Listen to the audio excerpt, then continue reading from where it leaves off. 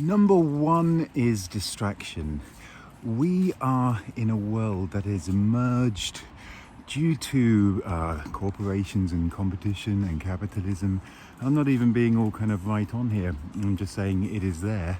It might be reptiles from outer space, but it's much more likely just to be the system that has evolved to best profit from us. I don't think there needs to be some grand conspiracy. The nice systems aren't going to survive in a economic world. So we should expect there to be distraction, and there is. We see it absolutely everywhere. We see it on our smartphones. You're probably being distracted now watching this, but how do you define distraction? You know it when you see it. It's really hard to define. You might be distracted driving, you might be watching TV, you might be in a conversation, hopefully not, and you just kind of are not really present. A profound lack of momentary mindfulness. So that's number one. I think you should be wary of it. I think if you're not, you're losing the game. You're letting yourself, there's this thing Epictetus says about if you're not controlling yourself, then something or someone else is controlling you. And the Buddha says, he who angers you controls you. And I guess you could also mean he or she who distracts you, or that which doesn't distract you controls you. And I speak from a point of someone who is absolutely addicted to, for example, Civilization 6, and I am massively distracted. I try to fight it. I'm running now essentially to force myself out of a distraction that would have been me spending the last day of my holidays playing Bloons Tower Defense Battles or something like that. It was literally Bloons. I'm terrible for it, and I bet we all are. So that's number one thing that we should be wary of. Being distracted is losing the game. Number two, and this is one I've ranted on for many years, and I've hoped I've been wrong on it for many years, and for over a decade I've been trying to prove it wrong. Friends and family have been trying to prove it wrong, and it just hasn't been proved wrong. You should be really worried about the radiation, the EMF, the non-native EMF coming from your phone into your body. And that I think now is to me indubitable. The reason why it's indubitable, it was nigh on certain, because there's been hundreds of studies. They've known in the 70s that EMF causes mitochondrial disruption. They've known all along that this stuff can affect us, and the response has always been, oh, it's not powerful enough. And then the biggest study ever done on this, the NTP study, came out in 2018, last year, and it found, be very clear on this, it found clear evidence that phone radiation at doses like we might expect as humans causes cancer in the hearts of male rats. Not female, maybe there's some quirk in that. That's, that is what the people who really don't want to believe, and the industry that absolutely does not want EMF to be like nicotine. Absolutely not. Think of the lawsuits. So to be proven to be. And this NTP study, which is an American government study, the National Toxicology Program, the most expensive study, I think is a $25 million study over 10 years. And that's a lot for a study just on some rats. And it found clear evidence of tumours in the hearts of rats. Now, you can say, I'm not a rat. That's fine. If you really think, firstly, that most of the medicines you've ever taken in your life will have been tested and trialed and improved on rodents. So the idea that you're not a rat, it's a ridiculous idea. As is the idea that you would not be able to tell. Nor I think, I'm not sure, but I think would a biologist, a PhD biologist, would not be able to tell the difference between a rat cell and a human cell under a microscope, for example. It's just, that idea is just, it just doesn't work. If you want to be rational, and I mean by rational value preserving, if you want to be rational about this, and most of us value our health, then it just seems irrational to want to take that risk. Because what you're saying is, okay, so the study wasn't flawed. Nobody's found flaws in the study. People have just picked up on this real weird quirk of it being male rats. And then there's been always the constant, oh, but I'm not a rat. But But if you think about the importance of this study, it's literally saying that phones damage cells. That's what it's saying. It's and that has significant biological results in other mammals. If you want to be rational, and that means value preserving, and you value your life, you should take care about EMF. Now, here's essentially the best ways I think you can take care of. And by best, I mean, I'm not going to suggest to anyone to not use their phone or tablet or laptop. But the key thing is that distance is your friend. There is this inverse square law which applies exactly the same to the EMF emitting from your phone as it does to the heat and light coming out of a candlelight, from a candle flame. And so you can imagine a candle in your pocket, that's definitely going to burn you. If it is on the table, it is not going to burn you. And that is the most important thing you can take home from this video, is keep your phones at a distance if they're connected. And to not do so, and you know, I'm doing it now, I'm on airplane mode, but let's assume I was live streaming, I would have to be holding my phone while it's connected. And I've thought about this a lot, and my blood goes by my phone every 2.5 minutes or whatever, but I kind of think it's not close to central organs.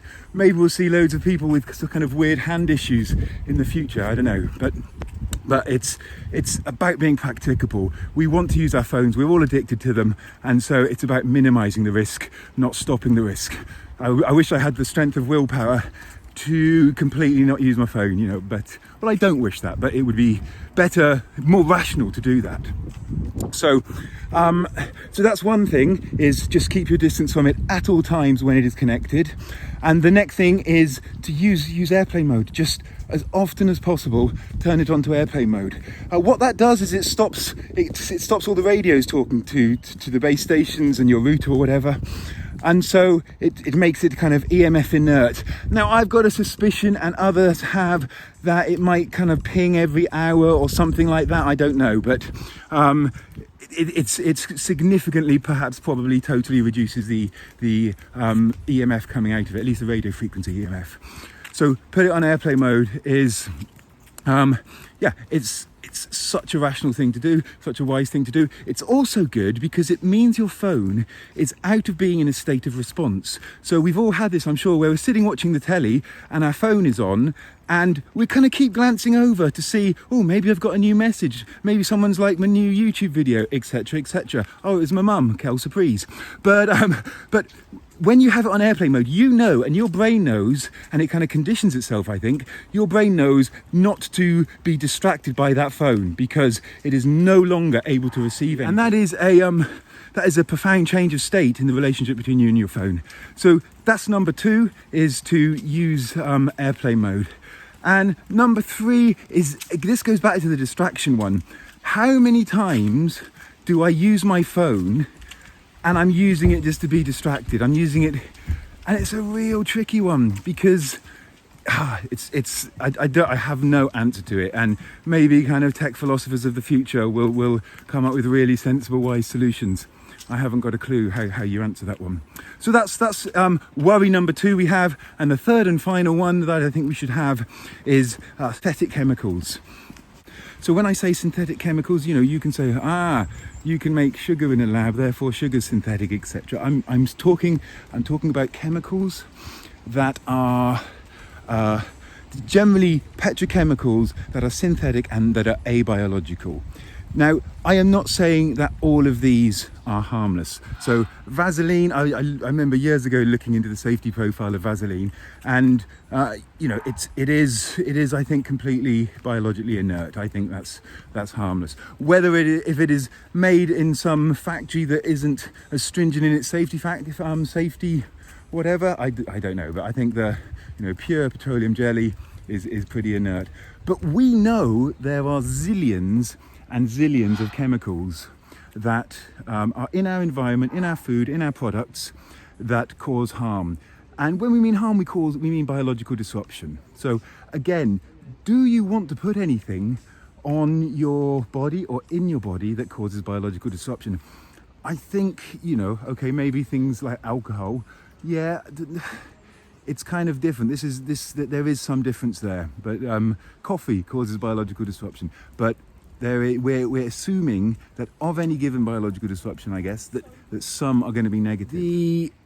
the idea is that we don't know really what these chemicals do to us in long term at low dose.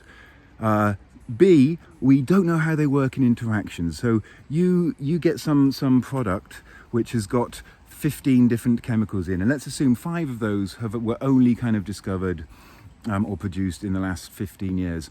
By definition, which is the case for a lot of things. If you look at the number of chemicals in our life now as opposed to the 1950s, I guess when this all started, maybe the 30s, but it's just skyrocketing. There's hugely more, as I guess you'd expect. So let's assume 5 of these chemicals are new. We cannot possibly, by definition, know their long-term effects, and we cannot know their interactions with other chemicals in the product, in our cells, etc., etc.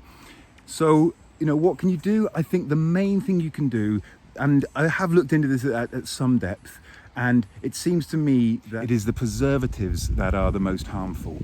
So if you're putting a product on your body with a preservative in, that preservative is meant to kill bacteria, and therefore it's going to kill your skin biome. And why would it not damage other biological systems? If these preservatives can damage life, there are other kind of preservatives, but most of them, the antimicrobial preservatives, which is most of the stuff we have in our products, are I think really bad for life. And you can see why. Why would they not be? They're meant to harm life. And then in terms of this big issue of the big C, I don't know. I've never really looked into it. What I do know, and it's probably pretty depressing, because the amount of chemicals that are out there. And when I say chemicals, one common retort is water's a chemical, and all of this kind of stuff. That's not sensible debate on this. That's just kind of petty nitpicking, that response, but it's a common one. But nonetheless, these synthetic chemicals, these new synthetic chemicals, these biologically active synthetic chemicals, why would you want them to be in your life if you know that there is a significant chance they're not good for life? I don't know. What can you do about it? I've been product free since 2015, apart from toothpaste, which I do make my own, but it's quite a lot of hassle, and you can get pretty good toothpaste. I don't know.